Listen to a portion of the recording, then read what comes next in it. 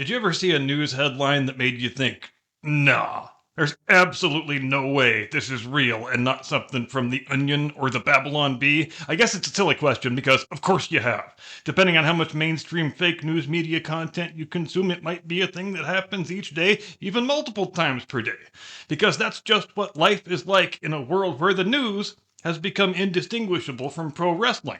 Which is to say, you're watching a product that looks like it's real news, it mostly sounds like it's real news, the people on the screen act like they're doing real news, but in reality, you are, of course, watching a 100% scripted product whose sole purpose, is to advance a set of fictional storylines and keep you tuning in for the next episode.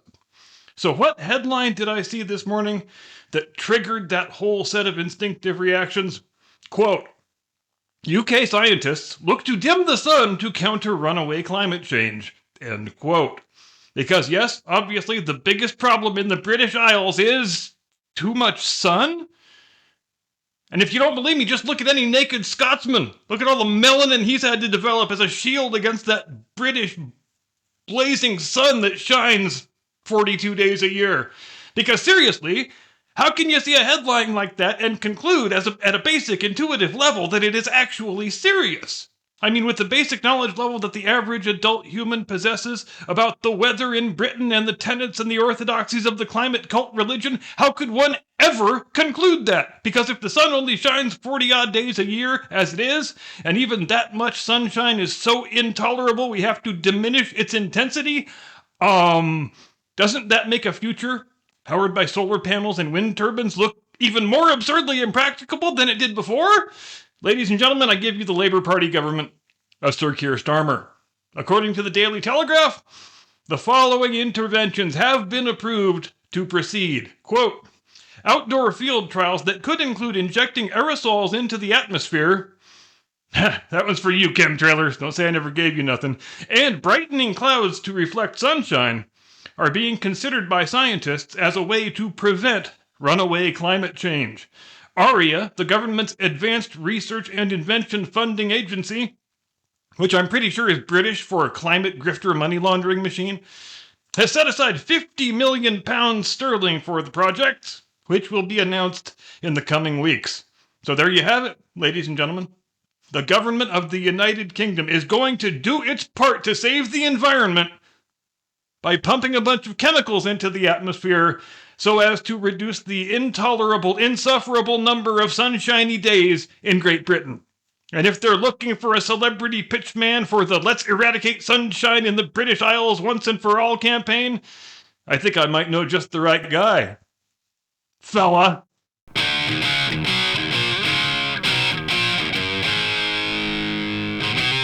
From high atop the battlements of Castle Curmudgeon, where I just heard Whoopi Goldberg say on The View that the late lamented Pope Francis was a fine man because he, quote, grew up around refugees back in Argentina. And she must be more learned than I am, because here I didn't even know there were lots of refugees in Buenos Aires in the late 1940s. I mean, unless you count the Nazi war criminals. Keep up the great work, Whoopster. As long as you are around, the jokes will continue writing themselves. And on that note, good evening, Mr. and Mrs. America and all ships at sea. Welcome to the program. I'm your eponymous host and humble servant. And it does, obviously, take a really crippling level of cognitive dissonance to say something as stupid as, we want to make Britain less sunny, without realizing you're saying something stupid.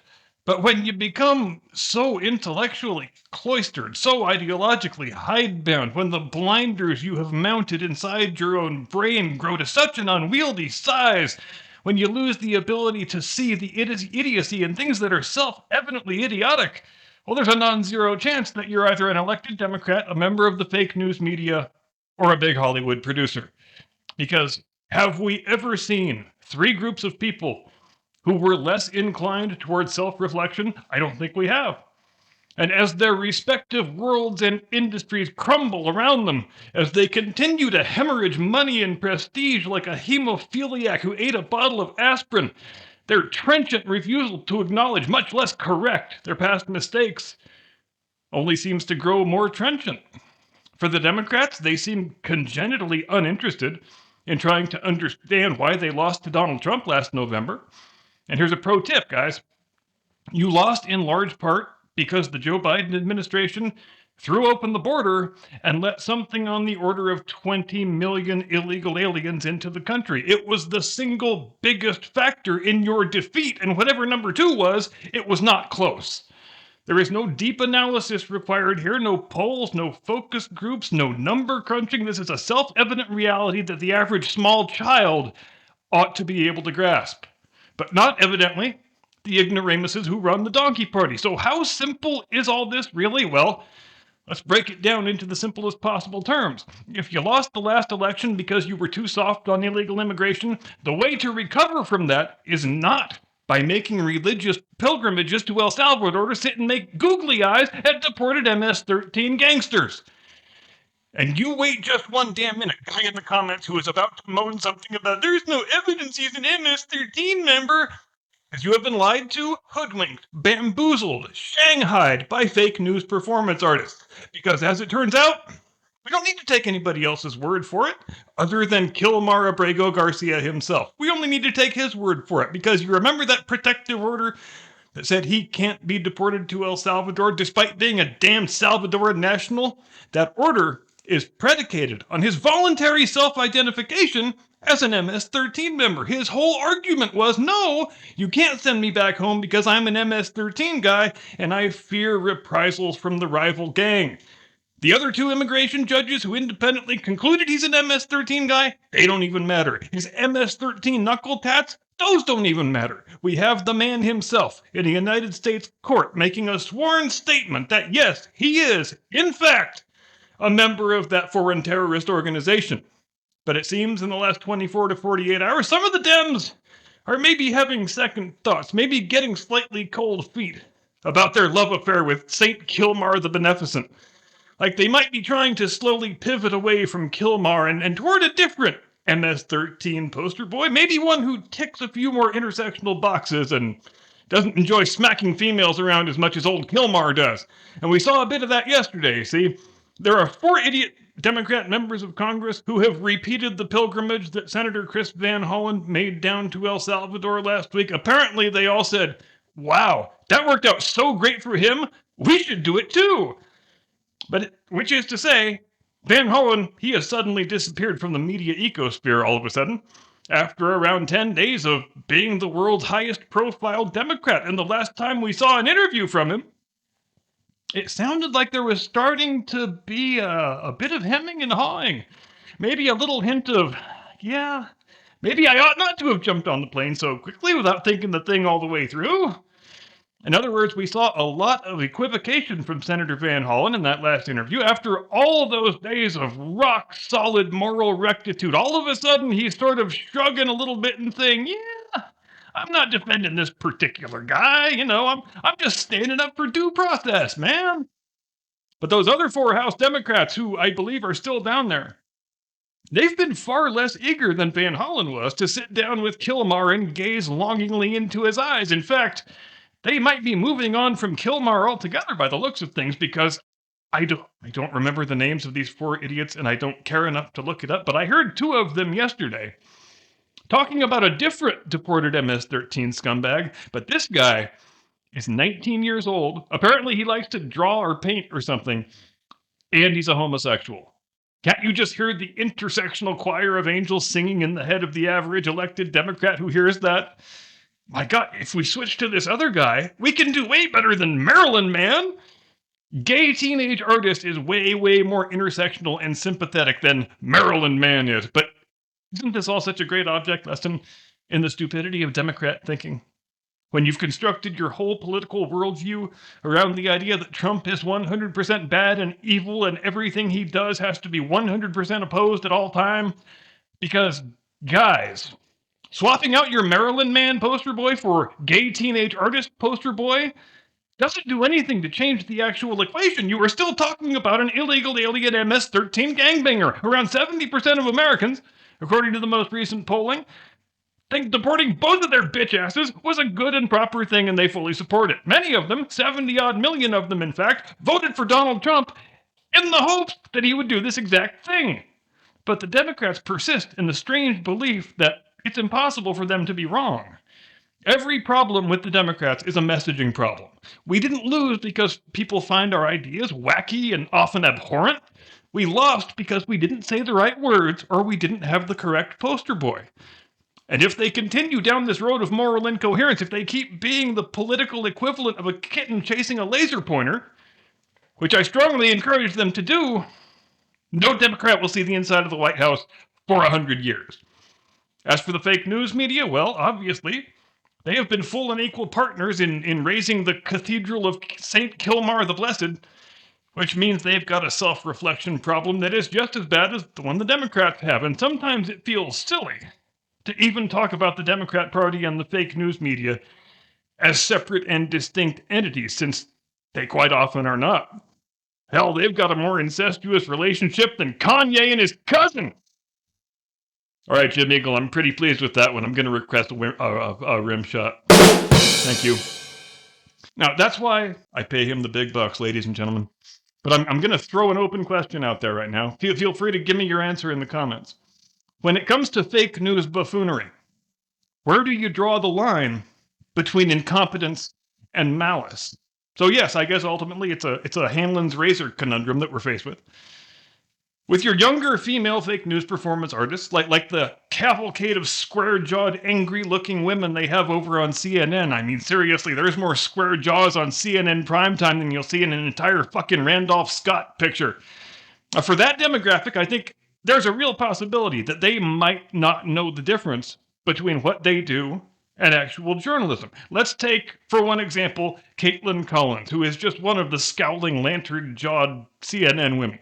Caitlin Collins is 33 years old, so just a couple years older than my oldest kid, so I think I've got some useful insights here. She's born in 1992, so she starts high school in what, 2006? I don't know about anybody else's state, but in my state in 2006, if the high schools weren't fully woke yet, they were already pretty proto-woke. One could easily see that the teaching of various forms of leftist activism was slowly supplanting and replacing the teaching of boring, useless old things like how to freaking read and do math. And I think the last 19 years of cratering test scores and downward spiraling literacy rates will back me up on that. So little Caitlin probably has a head full of intellectual junk food nonsense already when she matriculates to the University of Alabama in 2010. And I'm sure that in high school and college both, she probably attended something called journalism classes. But if you read the work of any putative journalist in that age group who toils in the same professional vineyard as Miss Collins, it is easy to conclude that basic journalism hasn't been taught in any classroom anywhere in the United States since at least the turn of the century. Because it is that bad. You read what is supposed to pass for Associated Press news copy nowadays, and it reads like any harangue you would hear from a dumb third-rate internet troll. Now, am I giving her or anyone else a free pass? I am not. Ultimately, a person's education level is their own responsibility. Anyone who really wishes to learn how to do journalism has all the tools they need contained in the little magic rectangle they carry in their back pocket. What I'm saying is, we are way, way, way past the point where having a journalism degree means that you know your ass from a hole in the ground in terms of being able to do journalism. Unless all you want to do is work for CNN, in which case you'll be fine with the useless bachelor's degree. But for the gray wolves in that newsroom, your Wolf Blitzers, your Jake Tappers, your Anderson Coopers, they don't have any such excuse. And we know they know the difference between real journalism and fake news sludge mongering because we have seen those men do real journalism. Sure, it was many, many years ago, but the point is, we have seen them do it. So as far as Hanlon's razor is concerned, those guys have no recourse to incompetence. Their conduct is 100% cynical and malicious. They are lying on purpose to protect their hideously inflated 8-figure salaries. And Tapper is the worst one of all. The guy who was the most valuable company commander during Operation Let's Pretend Joe's Not Dead. The guy who ran more interference for the cognitively enfeebled alleged president than any bastard in the fake news industrial complex not named Joe Scarborough. And he has just written a new book in which he tries to position himself, amazingly, as a noble truth seeker who was just trying to blow the lid off that scandal the whole time. And in terms of things that make you just lean back and say, damn, that's fucking brazen, This one is right up there with Gavin Newsom saying that he never supported transgenders in girls' sports and never once in his life said Latinx. It's the kind of lie that is so provably false, so easily debunked with so little effort, that you can't help wondering whether the guy saying it is an honest-to-God certifiable sociopath. And no, Hollywood, I didn't forget about you fuckers. Kathy Kennedy says she's retiring from Disney in August. But I ain't gonna get fooled again on that one, so I refuse to make another Kathy resigns video until there's an actual goddamn resignation on the table and I've got a photograph of it. Oh, in another fun Disney news, their latest wildly successful live-action remake, Dirty Snowball and the 7 CGI Nightmare Fuel Abominations, I believe it's called, is now the lowest-rated movie in the history of cinema, according to IMDb. And we know how this exercise goes.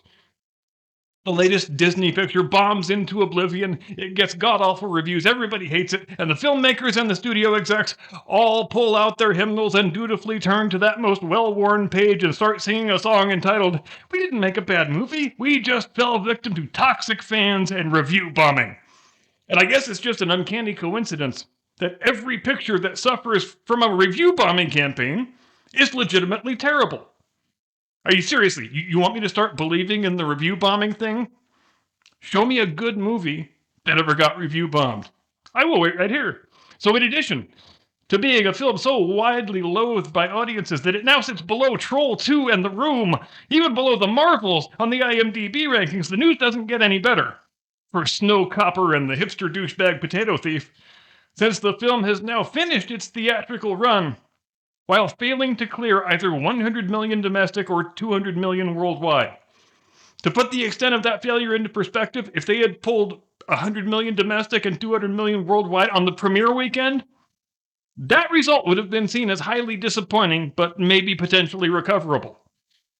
And it failed to pull those numbers in its entire goddamn theatrical run. Now, between the shoot and the reshoot and the other reshoot and the other reshoot and all the marketing and promotion and whatnot, this piece of shit likely cost somewhere around $350 million to make. To put it another way, mark it down in the historical annals right now. Snow Brown and the 7 poorly rendered NPCs is the biggest, mightiest box office bomb of all time. And if there's any aspiring actor or actress out there who aspires to one day be the money-losingest lead actor in cinema history, I think Rachel Zegler is going to be a tough obstacle to overcome. She's going to be number one on that leaderboard for many years to come. Maybe it'll be like Henry Aaron's 756 home runs, a number that seems unassailable. It remains the record for half a century or so, but eventually a contender comes along, juiced to the gills, to threaten it. So if only for reasons of failure and futility, Rachel Zegler, your name is going to live for all time, sweetheart. People will still be talking about you 90 years after your death, just like Jean Harlow, but probably for slightly different reasons. Thanks very much indeed for watching. Have a great day and a pleasant tomorrow. See you next time. Do not comply. Get off my lawn.